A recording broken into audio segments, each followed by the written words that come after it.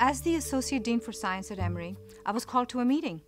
Someone said, there's monks there and they want to know about science, so you should be there. The abbot of one of His Holiness's monasteries was there, and he talked very passionately about how they would love for Emory to help them develop a science curriculum just for the Tibetan monastics.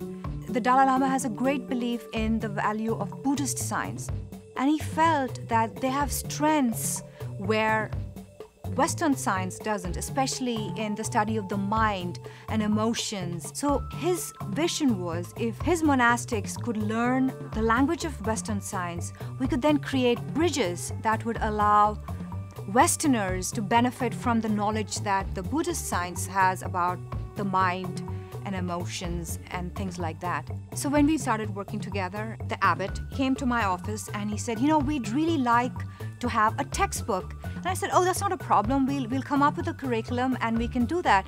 And I said, by the way, how much math do they know?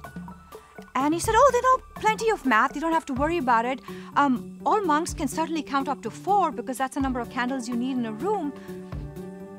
And I thought, wow, we're going to teach them physics? And that's when I realized that this was going to be a very interesting year.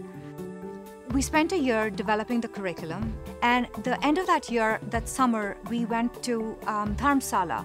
That's where His Holiness lives and he has his monasteries. We would run these classes, and this was summer in Dharamsala. It's a room, no air conditioning, 40 monks and nuns on the floor. Even though many of the monks and the nuns did not have a modern education, they're very sharp, very smart. They would ask questions about things that we take for granted.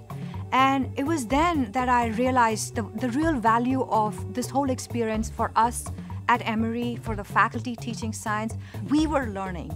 We learned about Buddhist science. We learned about their way of living. We learned about their history and their philosophy. And it was marvelous. So it had a lot of challenges that we never encountered. I think the best question from one of the monks was, we know that the Dalai Lama is a reincarnation. How do you explain reincarnation in your biology? And I think we had to take a pause on that question there.